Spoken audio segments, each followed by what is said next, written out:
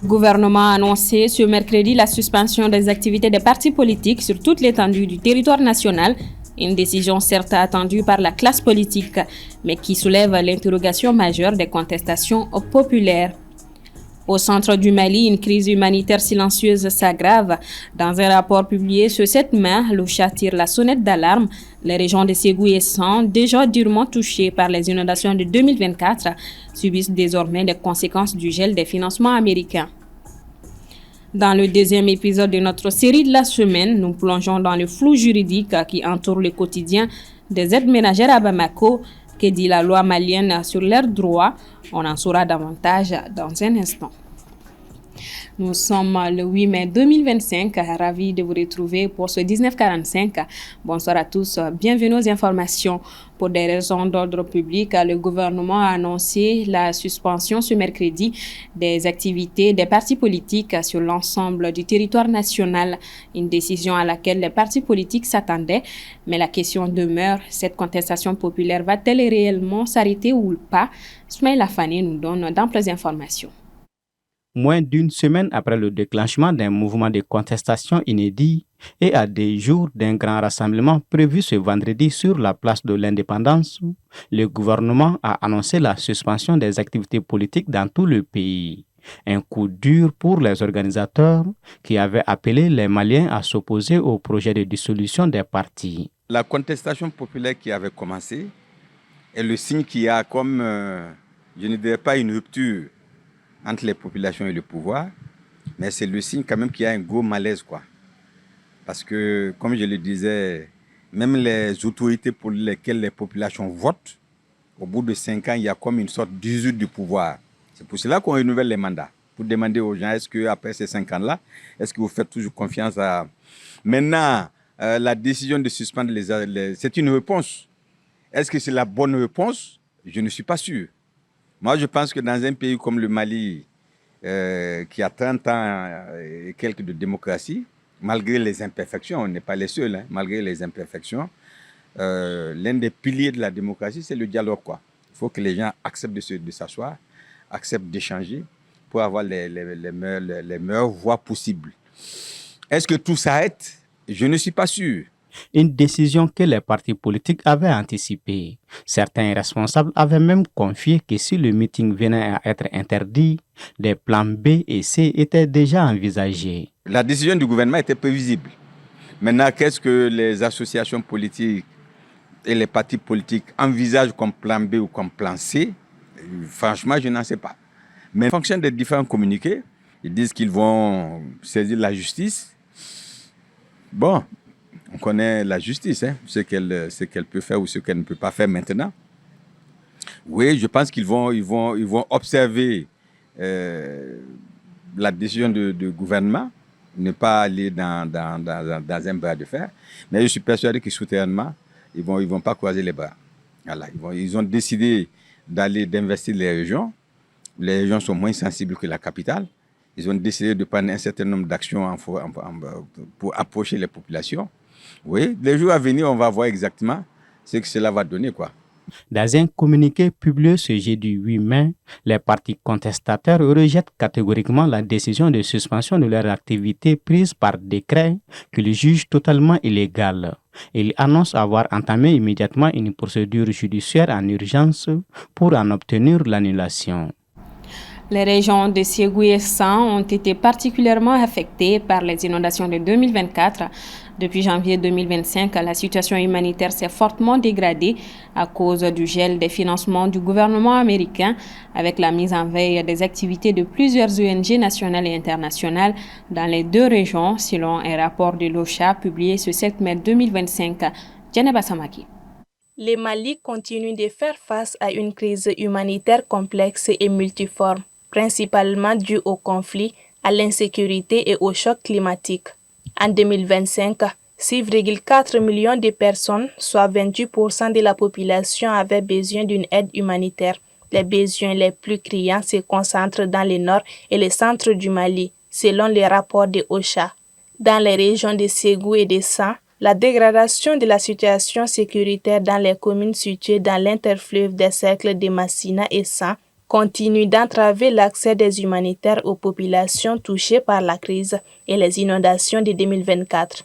La situation est similaire dans les communes de Dogofri, Sokolo et Nampala, dans les cercles de Nyono et dans les communes de Benena, Timessa et Lanfiala, dans les cercles de Tomia, où les opérations militaires, les attaques d'engins explosifs improvisés et les restrictions des mouvements rendent difficiles les interventions humanitaires selon OCHA. Dans certaines localités des régions de Mopti, Douanza et Bandiagara, la situation humanitaire reste préoccupante. Les attaques des groupes armés continuent également d'entraîner d'importants déplacements des populations. En avril 2025, le HCR a signalé un afflux de 4 832 demandeurs d'asile burkinabés arrivés dans les régions de Bandiagara et de Mopti après avoir fui les violences liées au conflit au Burkina Faso. Les blocus imposés par les groupes armés sur Boni à Douanza ont également eu un impact négatif sur la situation humanitaire dans la région. Au cours du premier trimestre 2025, la situation dans la région de Gao reste marquée par les effets du changement climatique, les attaques des groupes armés contre les femmes ou contre les civils dans les villages et sur les axes routiers. L'activisme des groupes armés complique également l'accès humanitaire et l'approvisionnement des villes en denrées de première nécessité avec des répercussions délétères sur la situation humanitaire et socio-économique de la région. Le 1er avril dernier, les véhicules hors normes, hors gabarit et en surcharge ont été interdits de circuler, provoquant l'immobilisation de plusieurs camions sénégalais. À la suite d'une intervention des autorités sénégalaises, le gouvernement a accordé une dérogation exceptionnelle permettant à ces camions de circuler temporairement sur son territoire jusqu'au 13 mai 2025. Djeneba Samaki. Depuis le 1er avril 2025, les autorités appliquent une interdiction stricte de circulation des gros porteurs hors normes, conformément au règlement numéro 14 de l'UEMOA. Face à cette décision, des camions hors normes et hors gabarit en provenance ou à destination du Sénégal se sont vus retenus aux frontières pour certains et sur le territoire malien pour d'autres. Grâce aux démarches entreprises par le Sénégal, un délai de 15 jours a été accordé pour le transit de ces véhicules sous escorte douanière. La décision avait été rendue publique par un communiqué du ministère des Infrastructures et des Transports terrestres et aériens du Sénégal qui précise que cette dérogation temporaire couvre la période du 29 avril au 13 mai 2025. Toutefois, les autorités sénégalaises ont été claires. Passé ces délais, tout camion non conforme sera simplement et purement interdit de circulation sur le sol malien. Le ministère invite tous les transporteurs et opérateurs à respecter strictement cette période de tolérance, au-delà de laquelle aucun véhicule hors norme ou hors gabarit ne sera autorisé à circuler sur le territoire malien, peut-on lire dans le communiqué. Le ministère rappelle à tous les acteurs leurs responsabilités dans le respect des réglementations des pays partenaires et les exhorte à prendre toutes les dispositions nécessaires pour éviter tout incident futur, a ajouté la note ministérielle.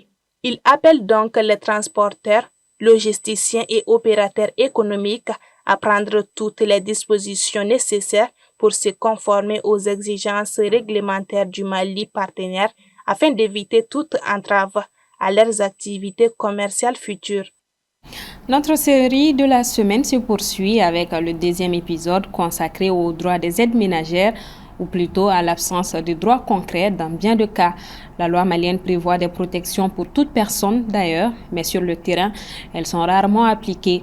Contrats inexistants, salaires en dessous des normes, horaires abusifs, que garantit réellement le cadre légal et pourquoi est-il si souvent ignoré? Éclairage avec le reportage de Assetoumani Koulibaly. Au Mali, le salaire minimum interprofessionnel garanti SMIC est fixé à 40 000 francs CFA. Mais, selon des spécialistes, il est assez difficile de respecter cette norme quand il s'agit des aides ménagères, surtout qu'elles sont logées et nourries au niveau des familles d'emploi. La loi prévoit qu'on ne doit payer aucun travailleur moins du SMIC, qui est de 40 000 francs, qui est le minimum. Mais, compte tenu de la particularité de leur travail, la loi souvent est un peu souple. le juge, que ce soit l'inspection du travail, parce que l'aide ménagère, c'est celui qui loge à la maison, c'est celui qui dort, celui qui est pris en charge en général, qui n'est pas dans le contrat de travail. Le contrat de travail s'inscrit sur une durée, c'est-à-dire 8 heures, 16 heures en général, 5 heures par semaine, 40 heures par semaine, ainsi de suite. Eux, dans leur statut, ils logent, ils habitent, ils sont pris en charge. Souvent, nous rencontrons de plus en plus des familles qu'on peut difficilement imposer les 40 000, alors que c'est ce que la loi prévoit. Mais quand on quantifie cette prise en charge plus le salaire qu'on leur donne par mois, souvent, quand on fait l'équilibre, ça doit faire au minimum le SMIC. Pourtant, dans les faits, ceci n'est pas respecté. Pour l'Association de défense des droits des aides ménagères et domestiques, le SMIC mis en place doit être pris en compte par les employeurs. Dans la ville, les aides ménagères travaillent pour un salaire allant de 7 500 francs CFA à 25 000 francs et plus en fonction des charges. N'est pas respecté sur toutes les aides ménagères. Peut-être que celles qui ont la chance de travailler, je ne dis pas riches, mais en tout cas aux étrangers au Mali ici, hein, qui donnent plus qui mettent plus d'argent dans les filles que les ressortissants maliens même. Donc peut-être ils ont la chance de tendre un peu vers le SMIC. Sinon les 40 000 au Mali, il n'y a pas de ménagères qui partent trouver du travail elles-mêmes et qui gagnent ça, il n'y en a pas. Rares sont même celles qui ont les 20 000 par mois. Pourtant on te fait faire toutes les tâches. Monsieur Kanté interpelle pour un regard sur les conditions des aides ménagères afin que leurs droits soient respectés. Pour rappel, au niveau de la sous-région, dans la plupart des cas, le SMIC est appliqué pour les aides ménagères. Au Sénégal, le salaire des filles de ménage est désormais fixé à 76 000 francs CFA par le gouvernement. En Côte d'Ivoire, le SMIC est à 75 000 francs CFA. Il faut noter que les salaires varient en fonction des catégories professionnelles. Hors du continent, fumée blanche à Rome, le conclave s'est achevé ce jeudi avec l'élection du cardinal américain Robert Francis Prévost, devenu le pape Léon XIV. Âgé de 69 ans, il devient le 267e souverain pontife et le premier pape originaire des États-Unis. Dans son premier message, il a appelé à la paix, à l'unité et à la charité, rendant hommage à son prédécesseur, le pape François, décédé le 21 avril dernier. Son portrait dans nos prochaines éditions. Et on termine avec le sport, focus sur les résultats de la Ligue 1 Pro. La 20e journée du championnat national Ligue 1 Pro s'est clôturée hier, mercredi 7 mai.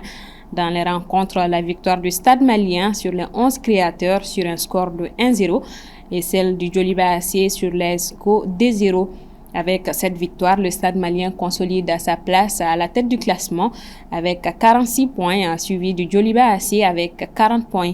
L'USFAS, l'AS Real de Bamako et les 11 créateurs se classent respectivement en 3e, 4e et 5e position.